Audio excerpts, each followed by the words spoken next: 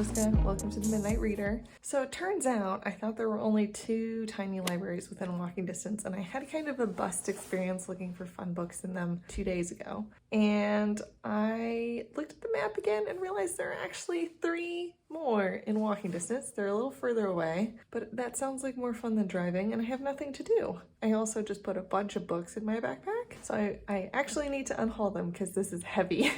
It's also a weekday now, so I'm kind of hoping it'll be less awkward to film on my phone. Last time was a weekend, so I felt kind of awkward having my phone like up and around my face.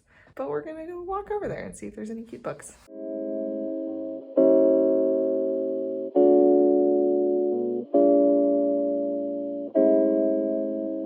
So the main reason I have some time off right now is because I'm waiting for some paperwork to go through for my job so I can return to work after surgery, which really hoping goes through soon because I don't sit still well. And right now I can't kind of do the activities like running and climbing that I would normally do to kind of help me cope with stress and anxiety.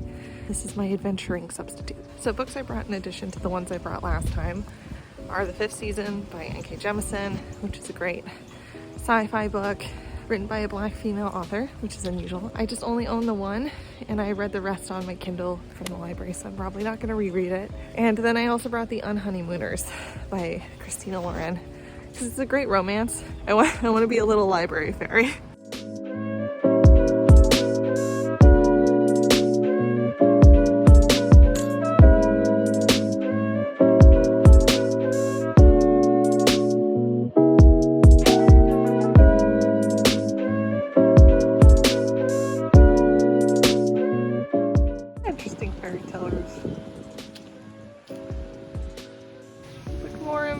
Like Italy. Favorite one so far. Seafoam green. I think that's it. You know, it's yellow. Oh my god, it's adorable. So cute. It also matches the house, which is also yellow.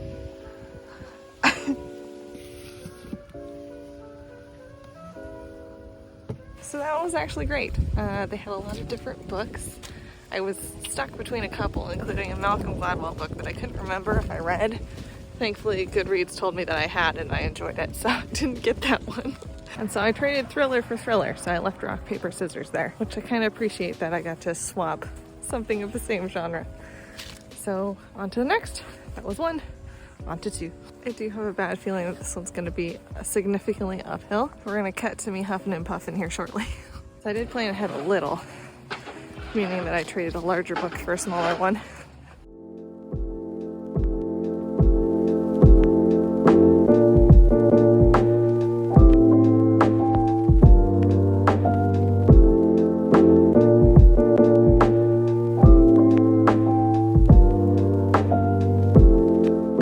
I also had a suspicion that this neighborhood would be okay to walk in, even though I've never been here before, because it is up a hill, which means that it will be a wealthier neighborhood because rich people live on top of the hill.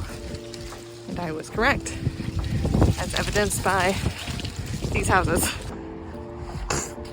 What is that? Giant haunted East Coast mansion.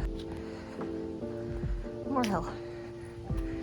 And no longer any sidewalk. Can't have the plebeian underhillers like me walking up here.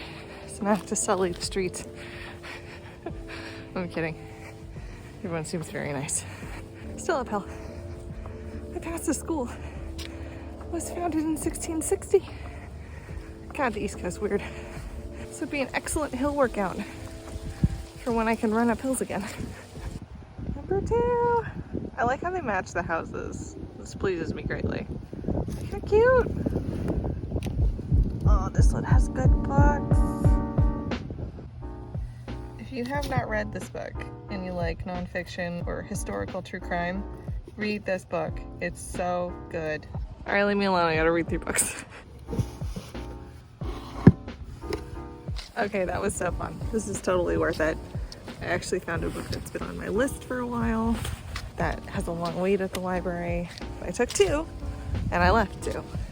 We're gonna see what the next one holds. This one is really short. It's not far away, so let's find out.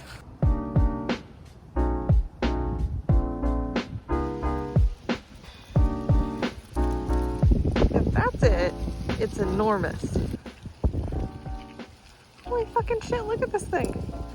This is better built than my apartment. It's literally enormous. These are double stacked, so there's books behind the books. This is gonna take a minute. First manga I've seen. So I didn't take anything at the last one.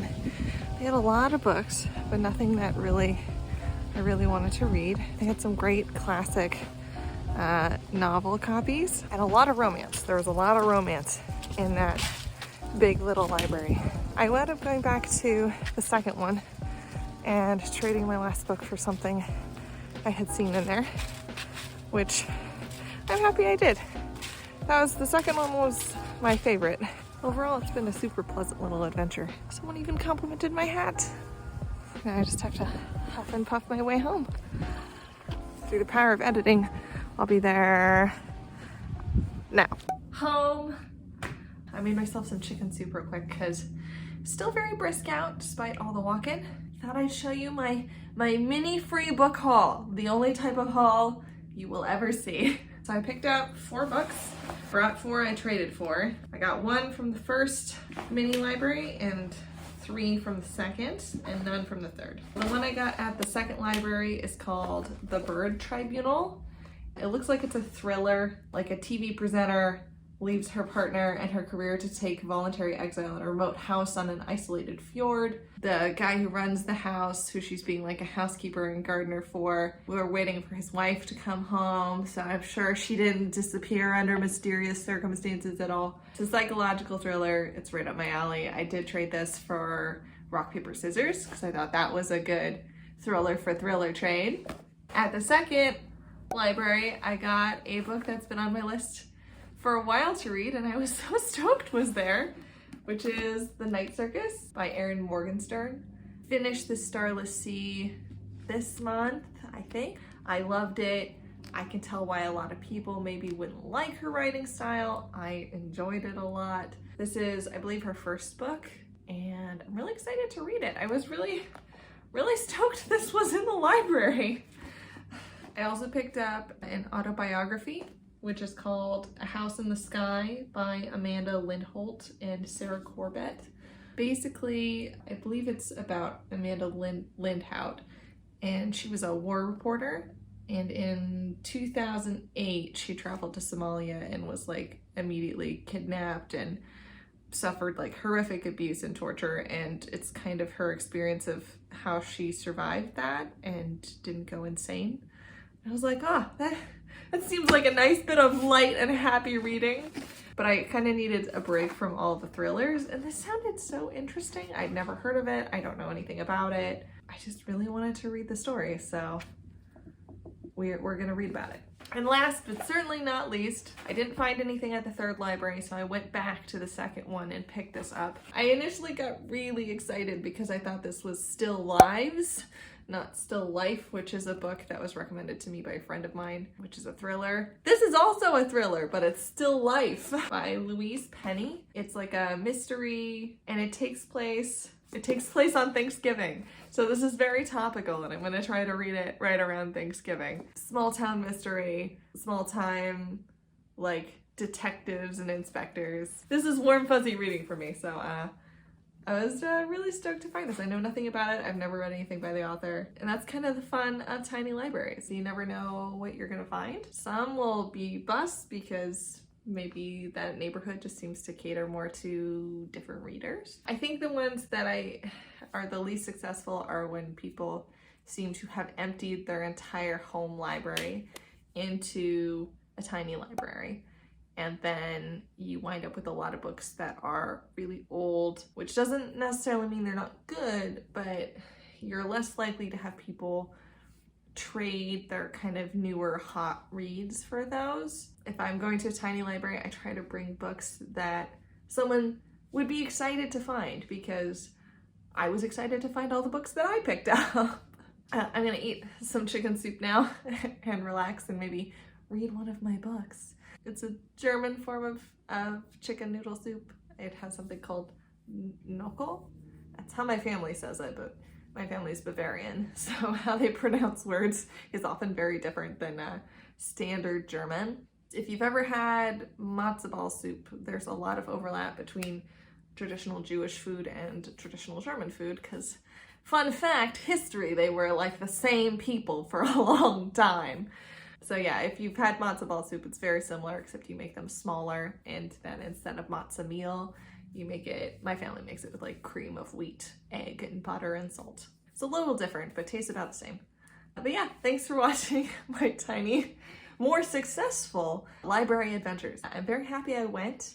Please support your local tiny libraries. There's a cool website, I'll link it below. You can see all the libraries in your area. I was unaware that there were 5 in walking distance. It's gonna take me a while to get through those. It takes me longer to read physical books because I actually have to kind of be intentional about sitting down and reading them, but it was a super fun little treasure hunt, so I will definitely do it soon once I have some books that I can trade in.